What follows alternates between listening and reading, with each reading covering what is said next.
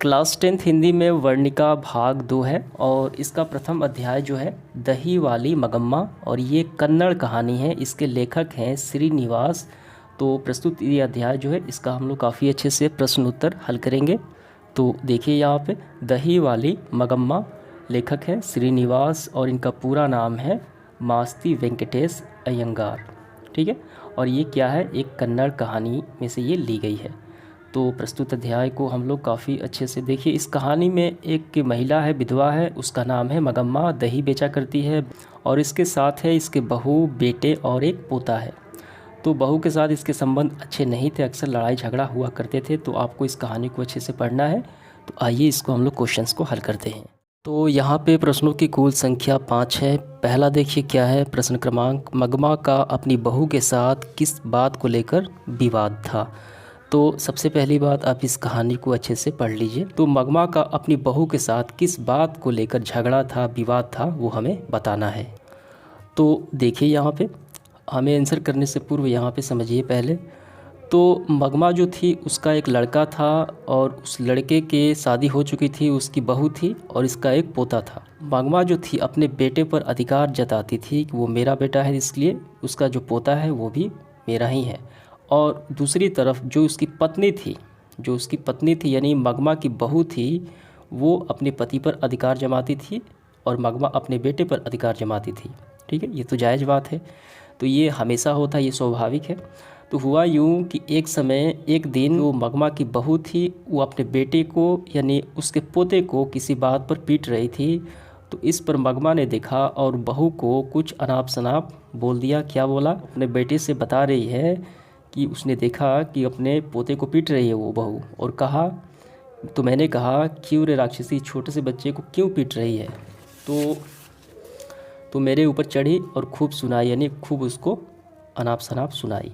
तो इसका आंसर हमें कैसे करना है, तो हमें इसका आंसर ऐसे लिखना है, यह स्वाभाविक है कि संसार में सास और बहू में स्वतंत्रता की होड़ लगी रहती है। अर्थात माँ अपने बेटे पर अपना अधिकार जमाती है और बहू अपने पति पर अधिकार जमाती है। ये स्वाभाविक ही है, नॉर्मल है। एक दिन बहू ने किसी बात पर पोते की खूब पिटाई कर दी, यानी वो अपने लड़के की खूब पिटाई कर दी। इस पर मगमा ने कहा, क्यों रे राक्षसी, इस छोटे से बच्चे को क्यों पीट रही है। इस पर बहू ने मगमा को खरी खोटी सुना दी, यानी अनाप शनाप सुना दिया। तो इस बात को लेकर मगमा का बहू से के साथ क्या हो गया, विवाद हो गया। ठीक है, तो यही आपको आंसर लिखना है। ठीक है, ये आपको समझ में आ गया होगा कि जो मगमा थी वो अपने बेटे पर अधिकार जमाती थी और वो जो उसकी बहू थी वो अपने पति पर अधिकार जमाती थी। तो अधिकार के मुद्दे पर, और ये जो लड़के को पीट रही थी, तो वहाँ पे बहस हो गया। तो यही विवाद का कारण बना। ये पूरा आपको लिखना है इसका आंसर। इसके बाद देखिए अगला प्रश्न दूसरा क्या है, रगम्पा कौन था और वह मगमा से क्या चाहता था। तो यहाँ पे मगमा बता रही है, ठीक है, अपना किस्सा जो है, घटना है, किसी दूसरे व्यक्ति को बता रही है कि हमारे गांव में रगम्पा नाम का एक व्यक्ति है। वो कभी कभार जुआ खेलता है। ठीक है, जुआ खेलता है, बड़ा शौकीन तबीयत का है। ये है रगम्पा एक जुआड़ी था और वो मगमा से कर्ज मांगता था। ठीक है, वो मगमा से कर्ज मांगता था क्योंकि वो उसको मालूम था कि मगमा जो है अपने बहू और लड़कों से अलग हो गई है। तो इसका आंसर हमें इस तरीके से करना है, रगम्पा शौकीन तबीयत रखने वाला एक जुआरी व्यक्ति था। वो मगम्मा से कर्ज लेना चाहता था। ठीक है, तो देखिए इसमें क्या है, रगम्पा कौन था, तो एक जुआरी व्यक्ति था।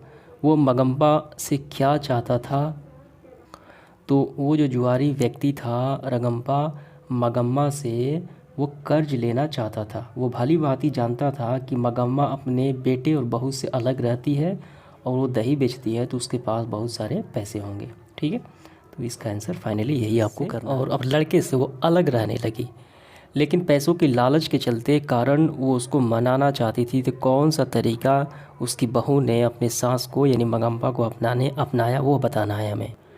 देखिए जब वो झगड़ा कर रही थी उसकी बहू, उसके दिमाग में ये था कि ये झगड़ा है कुछ दिनों में ख़त्म हो जाएगा और सभी सुखी रहने लगेंगे। लेकिन वो झगड़ा काफ़ी लंबा चलने लगा। अपने बेटे यानी उसके पोते को मगम्मा के पास भेज दिया ताकि उसके प्यार में आपसी जो लड़ाई झगड़ा है वो क्या हो जाए, वो सुलह हो जाए। ठीक है, इसका आंसर ऐसे करना है, बहू ने अपने सास को मनाने के लिए अपने बेटे को ढाल बनाकर पैसे लेने की ठीक है, जो तरकीब है सोचने लगी। वो जानती थी कि उसकी सास अपने पोते से बहुत प्यार करती है और उसके बेटे को दादी के पास ही रहने को भेज दिया ताकि दादी पोते के साथ प्यार में घुल मिल कर एक हो जाए, ठीक है, उसके साथ, यानी आपस में सुलह हो जाए।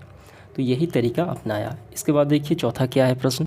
प्रश्न 4 है, इस कहानी का कथावाचक कौन है। इस कहानी को कहने वाले व्यक्ति कौन है, बताने वाले व्यक्ति कौन है, उनका परिचय हमें देना है। कहानी जो है दही वाली मगम्मा, तो ये कन्नड़ कहानी है। तो इसके कथावाचक है श्रीनिवास और इनका पूरा नाम देखिए क्या है, मास्ती वेंकटेश अयंगार। तो यहाँ से आपको प्रारंभ करना है और यहाँ तक आपको लिख लेना है, ठीक है। तो ये इनका परिचय हो गया कथावाचक का। इसके बाद देखिए प्रश्न क्रमांक 5वां क्या है, मगम्मा का चरित्र चित्रण कीजिए। इस कहानी में मगम्मा का क्या रोल है, वो क्या कार्य करती है, उसके साथ कौन कौन से लोग रहते हैं, ठीक, उसके साथ कैसा व्यवहार होता है, इस कहानी में उसका चरित्र चित्रण हमें बताना है। तो ऐसे हमें करना है। देखिए मगम्मा एक विधवा औरत थी जो अपना पेट पालने के लिए बेंगलुरु शहर में दही बेचती थी। वो अपने बेटे और बहू तथा एक पोते के साथ रहती थी, लेकिन मगम्मा की अपनी बहू जो थी वो नज़मा के साथ उसके अच्छे संबंध नहीं थे। वे मगम्मा के बेटे पर अपने अधिकार को लेकर लड़ते झगड़ते रहते थे, ठीक है। तो यही आपको लिखना है। विधवा औरत थी, बेंगलुरु शहर में दही बेचा करती थी अपने घर से 3 मील दूर, और उसके बेटे बहू और पोते के साथ रहा करती थी, लेकिन उसके बहू है उसके साथ संबंध अच्छे नहीं थे, लड़ाई झगड़े होते रहते थे, मनमुटाव होते रहते थे, ठीक है। चलिए देखते हैं इसका अगला प्रश्न क्या है। अगला प्रश्न क्रमांक 6 देखिए, आखिरी प्रश्न है, कहानी का सारांश प्रस्तुत कीजिए। यानी संक्षेप में हम इस कहानी को सारांश के रूप में रखेंगे। तो कैसे लिखना है हमें, तो ऐसे हमें लिखना है, मगम्मा अवलूर के समीप वेंकटेशपुर में रहने वाली थी और रोज़ दही बेचकर बेंगलुरु आती थी।